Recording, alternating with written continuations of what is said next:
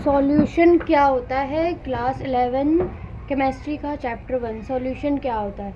तो सॉल्यूशन की डेफिनेशन ये है, it is a homogeneous mixture of two or more chemically non reactive species whose composition can vary. मतलब इसमें दो तीन चीज़ है गौर करने वाली कि होमोजीनियस क्या होता है। होमोजीनियस वो जब दो चीज़ मिलके एकदम इक्वल जैसे हो जाए, जो पता ही नहीं चले किसमें क्या घुला है। जैसे कि पानी में चीनी घोल दो या पानी में नमक घोल दो तो बिल्कुल वो घुल जाता है, उसमें पता नहीं चलता कि कोई सी भी शिप में कि पानी ज़्यादा है या नमक ज़्यादा है, कहीं पे ज़्यादा मीठा है कहीं पे कम मीठा है। अगर उसको अच्छे से घोला, अगर वो पूरे अच्छे से मिक्स हो गया है तो फिर उसका जो टेस्ट है वो सेम आएगा। तो वही होता है होमोजीनियस।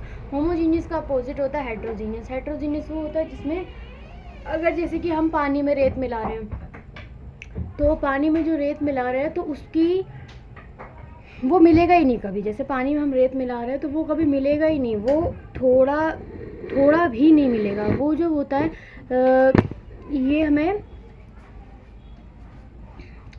मिलेगा ही नहीं। तो इस सॉल्यूशन को हेट्रोजीनियस सॉल्यूशन बोलते हैं।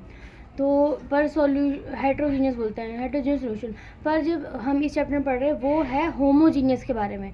होमोजीनियस मतलब जो दो बिल्कुल घुल जाए, किसमें क्या घुला है ये पता ही ना चले किसमें कौन सी चीज़ घुली है।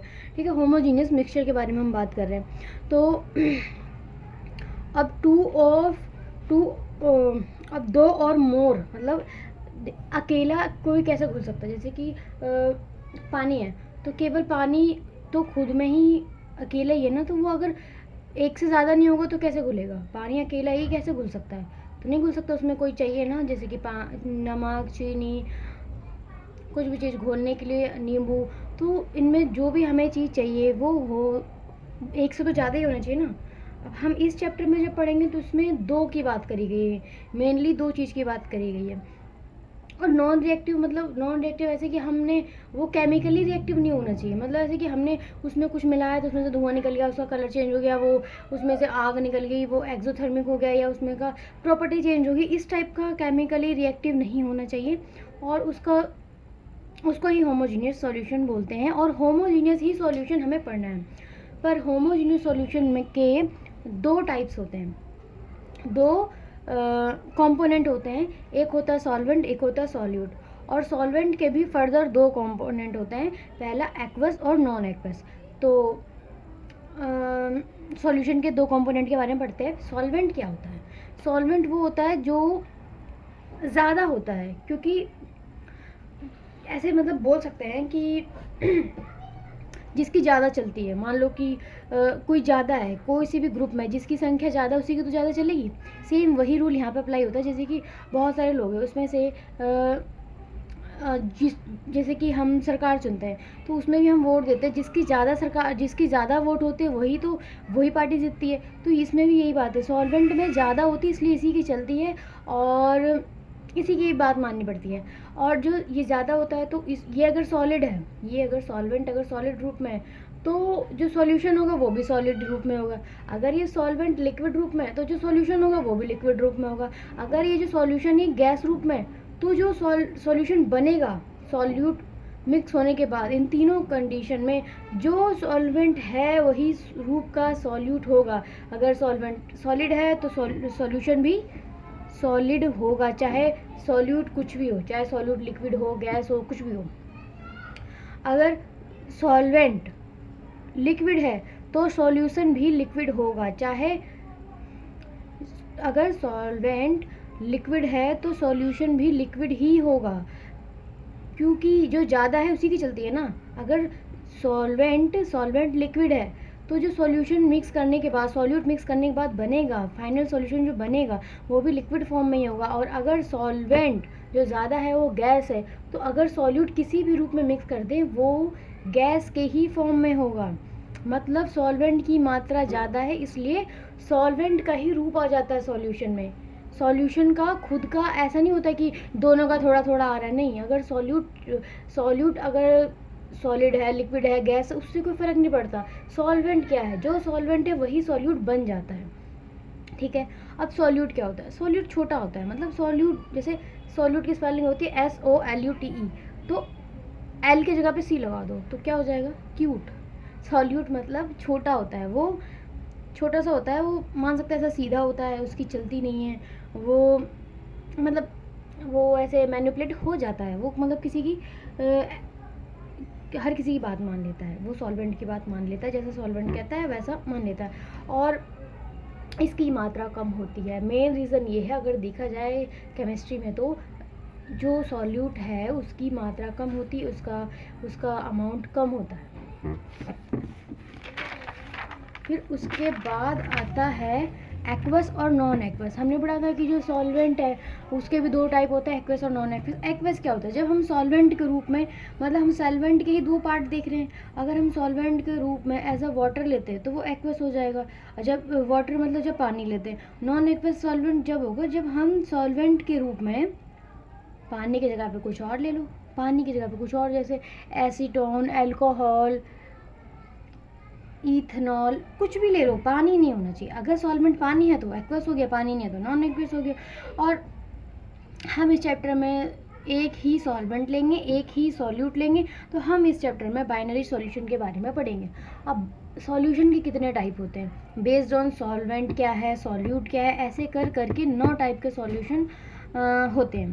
पहला होता है सॉलिड सॉल्यूशन। सॉलिड सॉल्यूशन में क्या होता है? सॉलिड सॉल्यूशन में जो सॉल्वेंट है, सॉल्वेंट सॉलिड होगा, सॉल्वेंट सॉलिड होगा तो उसमें जो सॉल्यूट है, सॉल्यूट मान लो सॉलिड है, तो फिर जो सॉल्यूशन है उसको क्या बोलेंगे? उसको बोलेंगे solid in solid. Solid he solid में घुला है। इस टाइप का सॉल्यूशन कौन सा? ये है सॉलिड इन सॉलिड सॉल्यूशन। इसका एग्जांपल क्या है? अलॉय। अब सॉल्वेंट सॉलिड ही हमने माना है, सॉल्वेंट सॉलिड ही है। अब सॉल्यूट मान लो लिक्विड है, पहले सॉलिड मांगा था, पहले सॉलिड माना था ना, तभी अलॉय बना था। अब हम लिक्विड मान ले रहे हैं। लिक्विड मानेंगे तो इसको बोलते हैं लिक्विड इन सॉलिड। लिक्विड को सॉलिड के अंदर डाला गया है, तो लिक्विड इन सॉलिड सॉल्यूशन का ये टाइप है। इसका एग्जांपल है अमलगम। अब सॉल्वेंट हमारा सॉलिड ही है, पहले हमने सॉलिड के संग मिक्स किया, दूसरा हमने लिक्विड के संग मिक्स किया, तीसरा हम गैस के संग मिक्स कर रहे हैं। जो सॉल्वेंट है हमारा सॉलिड ही है, उसको हम गैस के संग मिक्स कर रहे हैं, तो इसको हम बोलते हैं गैस इन सॉलिड। इसका एग्जांपल है हाइड्रोजन इन पैलेडियम। पैलेडियम में हाइड्रोजन।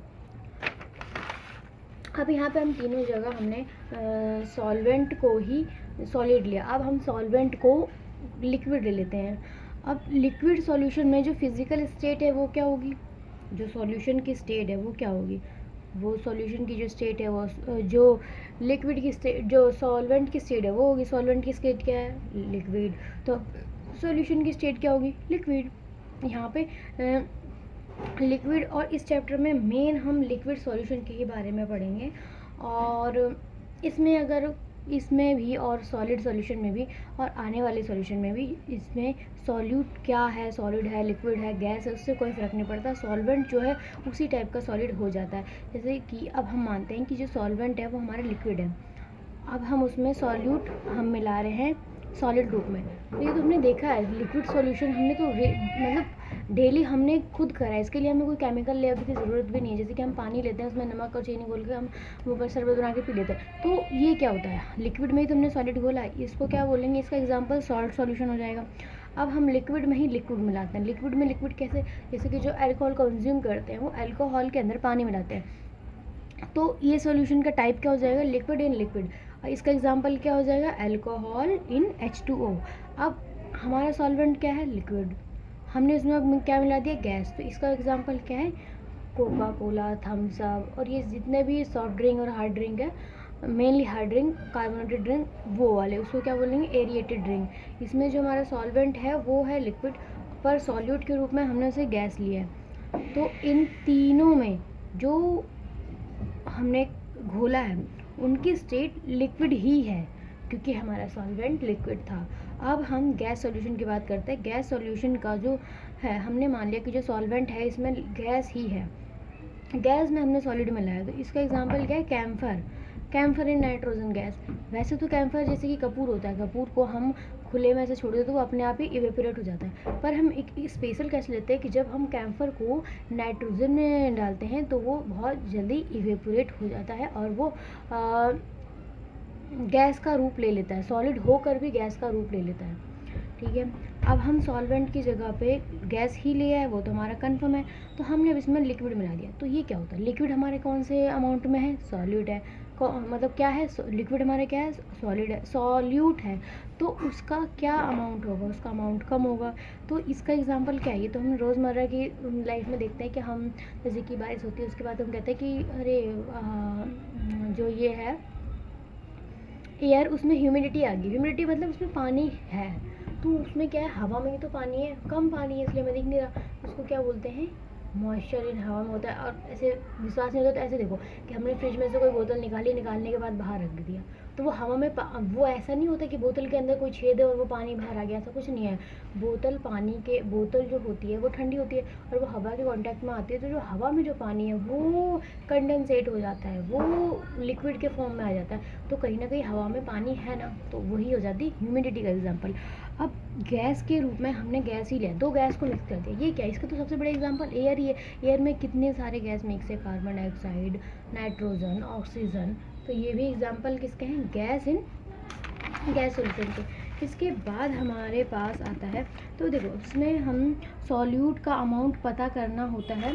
सॉल्यूट का इसमें क्या है, इसमें जो अब हम पढ़ेंगे कंसंट्रेशन टर्म में क्या होता है, हमें सॉल्यूट का अमाउंट पता करना होता है कि एक फिक्स्ड अमाउंट ऑफ सॉल्वेंट में या एक यूनिट अमाउंट ऑफ सॉल्वेंट में सॉल्यूट कितना है, इसको हम कैसे नापते हैं। It is amount of solute dissolve in non amount of solvent. हमें सॉल्वेंट का अमाउंट पता है, सॉल्वेंट का अमाउंट फिक्स्ड है, सॉल्वेंट का अमाउंट नोन है, हम जानते हैं सॉल्वेंट का अमाउंट यूनिट है, एक यूनिट मास है। पर हमें सॉल्यूट कितना घुला है वो पता करना है, उसको हम किससे नापते हैं, उसको हम नापते हैं कंसंट्रेशन टर्म से।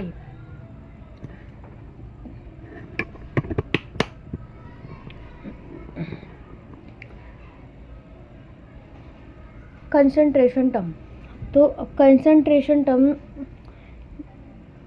It can be describe qualitatively और क्वांटिटेटिवली, पर हम इसमें क्वांटिटेटिवली ही पढ़ेंगे। तो इसमें दो होता है, एक होता है डाइल्यूट, एक होता है कंसंट्रेशन। डाइल्यूट मतलब ये जो कम अमाउंट में सॉल्यूट प्रेजेंट है, ज़्यादा अमाउंट में सॉल्यूट प्रेजेंट है तो वो हो जाता है ज़्यादा अमाउंट में सॉल्यूट प्रेजेंट है तो वो हो जाता है डाइल्यूट, ज़्यादा अमाउंट में सॉल्यूट प्रेजेंट है तो वो हो जाता है कंसंट्रेटेड, कम अमाउंट में सॉल्यूट प्रेजेंट है तो वो हो जाता है डाइल्यूट। इसको इंग्लिश में बोलते हैं कि relatively small amount of solute present, relatively large amount of solute present. Large amount किस में प्रेजेंट होता है, कंसंट्रेशन में। स्मॉल अमाउंट कितने प्रेजेंट होता है, डाइल्यूट में। अब method of expression concentration term, तो हम किस में कंसंट्रेशन टर्म को एक्सप्रेस करते हैं, तो कंसंट्रेशन ऑफ सॉल्यूशन